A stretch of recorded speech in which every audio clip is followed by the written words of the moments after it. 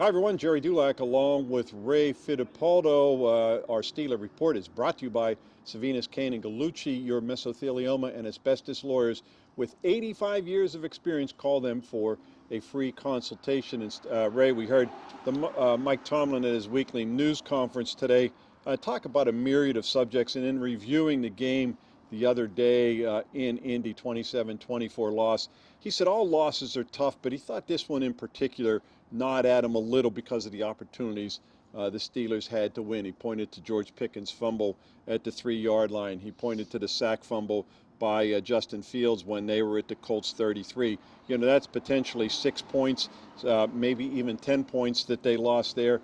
He talked about a dropped interception by Joey Porter, and another time there was a fumble on the ground that he felt they should have got, they didn't, and that led to a Colts field goal.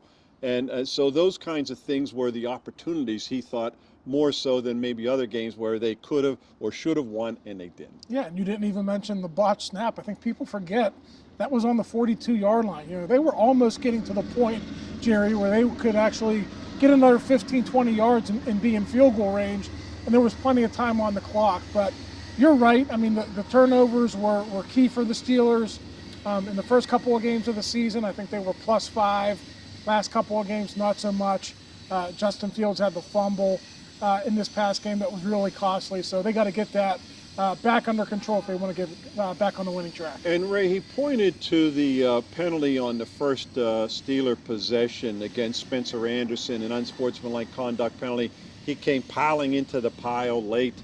They were in field goal range there, and then, of course, that moved them back, and they had to end up punting. And then he talked about the penalty against Minkah Fitzpatrick. Yeah. 2nd and 10 on an incompletion. Now it's 3rd and 10. Instead, they have a first down in Steeler territory. He said he called the league office yesterday to complain about that. He said, I didn't like the call. They didn't like the call. And he said, but that doesn't do him any good on Monday. And Gerry, correct me if I'm wrong. That's usually a little bit more information about officiating mistakes than we usually get from Mike Tomlin. Usually he just tells us he talks to New York, and that's between him and the league. So him acknowledging that the NFL also thought it was a bad call is interesting. It's not going to get them anything now, but you know, it's interesting that Mike gave us a little bit more info in regards to that. It could get him fined. That's what it could get Yeah. him, Ray. I'm not sure.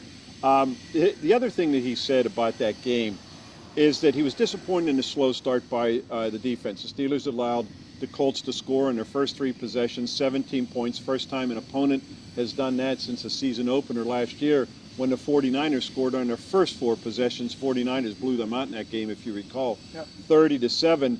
But he said, you know, the Steelers won the toss and they deferred, and he said, we put our defense on the field for a reason, and that's to quell the tone. He said, if anything, it just intensified the environment because the Steelers used their nickel defense. The Colts went through it twice, both running and throwing, and next thing you know, it's 17-0. And he said he's not going to hesitate to do that again. If the Steelers win the toss on Sunday against the Cowboys, he's going to put his defense back out there again. We'll see if they respond in better fashion. I agree with Mike. I was totally taken aback that the defense allowed 17 consecutive points in that game. Gerry, they had been so good to that point. It was just a little bit shocking to see the Colts take advantage of them in that way.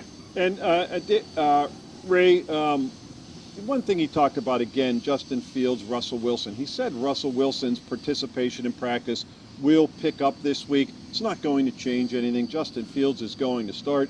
But I think what we'll find out is if he participates enough, will he be the number 2 quarterback instead of the emergency 3rd quarterback? But in Sunday's game, we saw mostly good with Justin Fields, but you saw some of the bad Justin Fields. You know, the fumble when he lost control of the ball, the botched center snap. You know, those are the kinds of things that dogged him in Chicago. Yeah, absolutely. And just going back to Wilson's participation, Mike said he's going to work from a live pocket this week. That means he'll take part in team drills for the first time. So, you know, he is inching closer to a point where they might have to make a decision on him to make him active for the first time because he's been inactive in the emergency QB. And I couldn't agree with you more about Justin. I thought he responded well to the adversity in that game, but he created a little bit of adversity for himself with those mistakes, especially the 22-yard sack. You can't run backwards and take a big sack like that when you're in field goal range.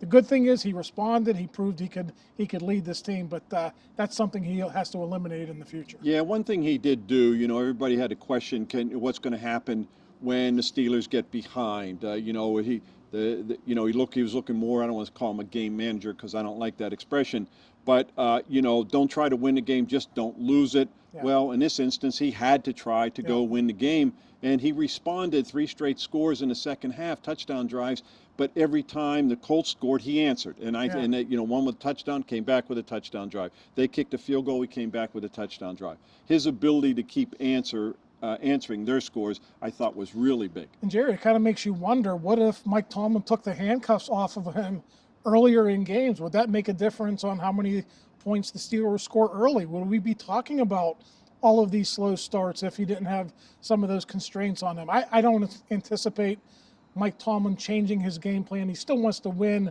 with his defense, but maybe his performance in the second half will at least put a few more plays in for him, take a few more chances earlier in games, so maybe they can get a lead in games instead of falling behind. Yeah, Chris Sims on NBC said that it's too bad. He thought they should have allowed Justin Fields to open the game up earlier instead of getting behind and then deciding to do it. But of course, they had no choice at that point, Ray. I mean, they play a certain way, and they got behind, and there was nothing they could do. He had to start playing that way, especially when the Colts kept scoring on their defense in the second half.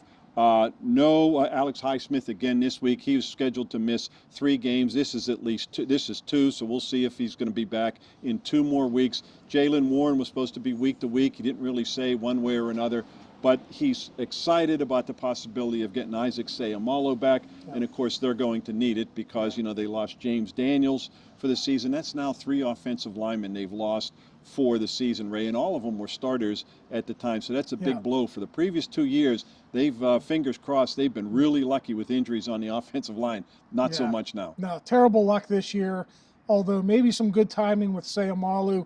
Mike Tomlin did say that he was close to coming back last week, so it does seem like he's going to be, in the fold for Sunday's game against the Cowboys. One injury you did not mention, Cordero Patterson was in a walking boot Tuesday morning. Mike Tomlin said he was playing really well when he was injured. He was. They really like him, so that would be a plus if he could play, but he's another guy who's questionable to begin the week. Well, 2 of the biggest brands will be in the National Football League or at Acrisure Stadium. That's a Sunday night game on NBC, America's team against the team that didn't want the title of America's team. Dan Rooney said, no, thank you. He said, we'll stick with being Pittsburgh's team. But the Cowboys and Steelers, that's Sunday night at Acrisure Stadium. Ray and I will be back with the wrap-up of that game right here on Post-Gazette.com.